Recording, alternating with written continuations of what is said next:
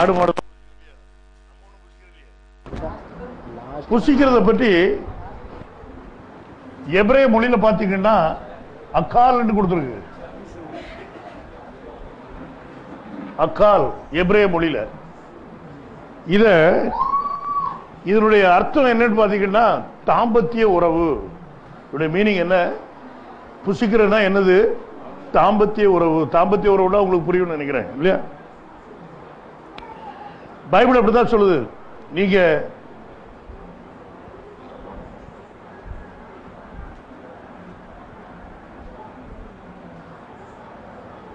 Strong டிக்ஷனரின்னு ஒன்று இருக்குது, concordance. அதாவது எபிரேய மொழியை பற்றி நீங்க பார்க்கணும்னா இந்த நம்பர்ல எடுத்து பாருங்க, இதுக்குரிய மீனிங் உங்களுக்கு கிடைக்கும். ஸ்ட்ராங் ஸ்ட்ராங் குறிச்சுக்கிட்டீங்கன்னா தெரியும். புசித்தல் என்ன அர்த்தத்தை கொடுத்திருக்காங்க? தாம்பத்திய உறவு. வேதம் அநேக காரியங்களை மறைச்சே உங்களுக்கு சொல்லிட்டு வரும். அதனாலதான் நீதிமொழிகள் 30வது அதிகாரம் 20வது வசனம் என்ன சொல்லிச்சு? அப்படியே விபச்சார ஸ்திரீனுடைய வழியும் இருக்கிறது. அவள் தின்று தன் வாயை துடைத்து நான் ஒரு பாவமும் செய்யவில்லை என்பாள். பாத்தீங்களா? நான் ஒரு பாவமும் செய்யவில்லை என்பாள். அது எதை குறிக்குது? புசிக்கிறதையும் துடைக்கிறதையும் எதை பற்றி ஆண்டவர் சொல்றார்? விபச்சாரத்தை பற்றி சொல்றார். அப்போ ஒரு தாம்பத்திய உறவை பைபிள் மறைமுகமாகவே காட்டிட்டு வரும். ஆகினால்தான் இந்த காரியங்களை அதில் ஆண்டவர் மறைச்சிருக்கிறார். அதை புசித்தல் கொடுத்துட்டார். ஒரு விபச்சார ஸ்திரீ புசிச்சு என்ன வாய தொடச்சிட்டு எனக்கு ஒண்ணும் தெரியல, ஒண்ணும் தெரியாது, நான் ஒரு குற்றமும் செய்யல அப்படின்னு சொல்றது போல ஏவாள் என்ன செய்தா? இப்போ அந்த குற்றத்தை செய்தா. அதுக்கு தான் இந்த வார்த்தையை அங்க ஆண்டவர் கொடுத்து மறைச்சு வச்சுட்டார்.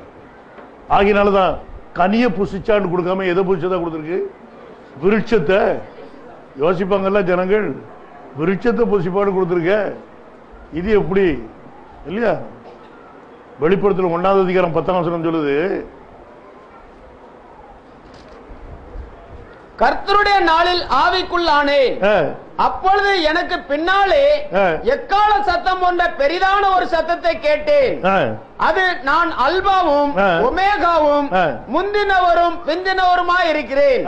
நீ காண்கிறதை ஒரு புஸ்தகத்தில் எழுதி ஆசியாவில் இருக்கிற எபேசு, சிமிர்னா, பெர்கமு, தியத்திரா, சர்தை, பிலதெல்பியா, லவோதிக்கேயா என்னும் பட்டணங்களில் உள்ள 7 சபைகளுக்கும் அனுப்பு என்று விளம்பினது.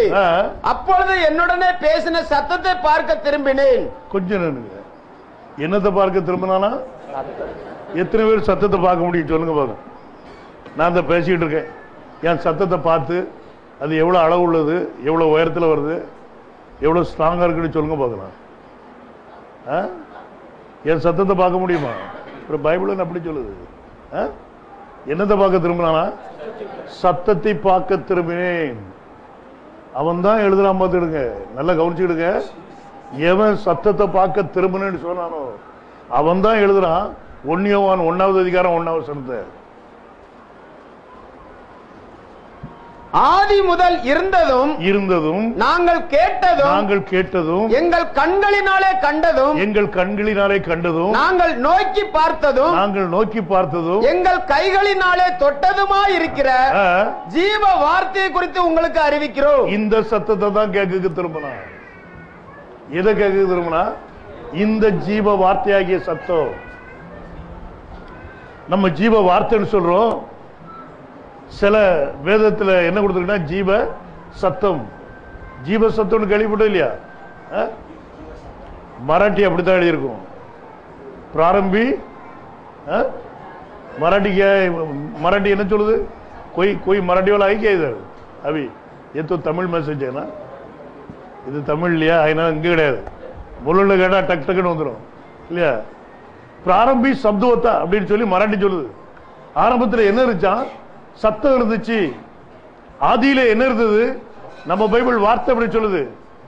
ஆனா அங்க என்ன சொல்லுது? சத்தம்னு சொல்லுது. அப்போ இந்த சத்தம், ஆதியில இருந்த சத்தம், அது யாரு?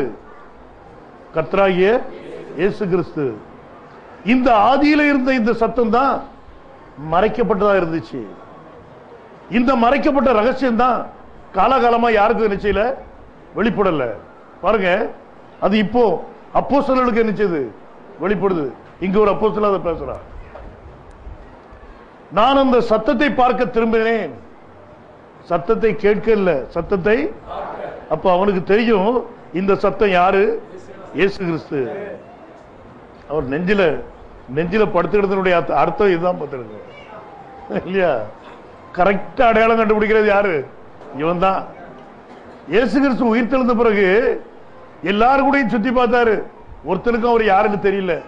ஆனா கடற்கரையில் இவர் நிற்கும் போது பேதுருவும் இந்த சீசனும் என்ன செய்றாங்க, படகுல வந்துகிட்டு இருந்தாங்க.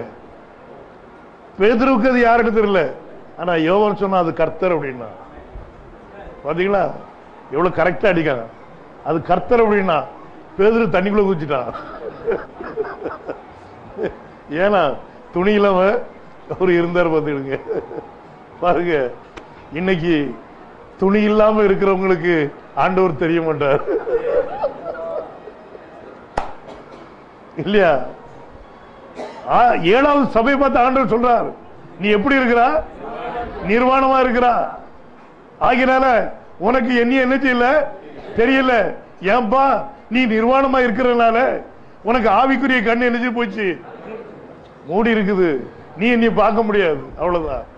ஆகினால நீ என்ன செய்துக்க, என்கிட்ட கலிக்கும் வாங்கி போட்டுக்க போவோம், கண்ணுக்கு என்ன போட்டோம், கலிக்கும் போடணும்னு ஆலோசனை சொல்றேன். பாருங்க, ஆதியில இருந்த அந்த வார்த்தை, ஆதியில இருந்த சத்தம்,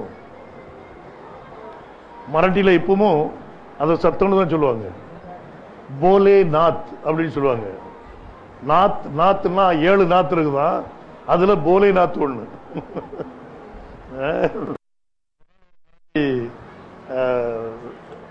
பையன் வந்து பாருங்க, நான் ஸ்டேஷன் மாஸ்டர் வளைச்சிட்டு இருக்கும்போது நைட் டியூட்டியில இருந்தேன், தனியா தான் உட்காந்து இருந்தேன் அம்பிவிலியில. இவங்கிறது வந்தா பாக்கெட்ல கை போட்டா, அப்படி ஒரு பாட்டில் எடுத்து அப்படி வச்சா முன்னால. நான் என்னதுன்னு பார்க்க ஒரு கோட்டரு சொன்னா, குடிங்க அப்படின்னா. நான் இது குடிக்க மாட்டேன்ப்பா அப்படின்னா. குடிக்க மாட்டீங்களா, கிறிஸ்டியன்ல நீங்க?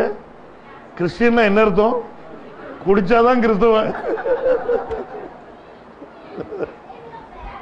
நான் சொன்னேன், நீ ரொம்ப லேட்டா கொண்டு வந்திருக்கப்பா, இது மட்டும் ஒரு 1971 72 கொண்டு வந்திருப்பேன்னா இந்த ஒரு கோட்டர் இல்ல, அநேக கோட்டர்கள் இருந்துச்சிருக்கும், உள்ள போயிருக்கும் அப்படின்னு. அவனுக்கு ரொம்ப சங்கடம் வச்சு, இவன் குடிக்க மாட்டேங்கான. அவன் யார் அப்படின்னா, கோயில்ல வந்து பூஜை வேலை பார்க்கறான். அப்போ அவன் சொன்னான், நான் இதை விட்டுலாம் தான் நினைக்கிறேன், என்னால முடியல, நான் போலேநாத்துக்கு என்ன செய்யறானா சேவை பண்றேன் அப்படின்னா. உட்கார அப்படின்ன. போலுன்னா என்னதுன்னு, சத்தம். அப்போ சத்தமா இருக்கிற அந்த கடவுள் யாரு அப்படின்னு தெரியுமா உனக்கு, நான் சொல்லித்தரேன் அப்படின்னு சொல்லி இயேசு கிறிஸ்து சொன்னேன். ஆதியில் அவர் யாரா இருந்தார், சத்தமா இருந்தார். கண்ணுக்கு காணக்கூடாத அந்த தேவன் தனக்குன்னு ஒரு சரீரத்தை எடுத்து தன்னை என்ன செய்தார், மறைச்சுக்கிட்டார். அவர் மறைச்சுக்கிட்டு இருக்கும் போது யாருக்கும் தெரியல, ஆனா அந்த சரீரத்தில் வெளிப்படும் போதுதான் ஜனங்களுக்கு என்ன தெரிஞ்சு, இவர் தான் ஆதி. ஆகினால்தான் பவுல் ஒரே வார்த்தையில் எழுதிட்டான், அத கண்கள் காணவும் இல்லை, காதுகள் கேட்கவும் இல்லை, இது ஆதி முதலாம் மறைக்கப்பட்ட ரகசியம். அப்ப இவர் சுவிசேஷத்தை எழுதும் போது கச்சபிச்சா எழுதல பவுல், ஒரே வார்த்தை. 1 Corinthians 2 அதிகாரம் 2வது வசனத்துல முடிச்சுட்டான். அவன் பெரிய ஒரு காரியத்தை முடிச்சுட்டான் பாருங்க.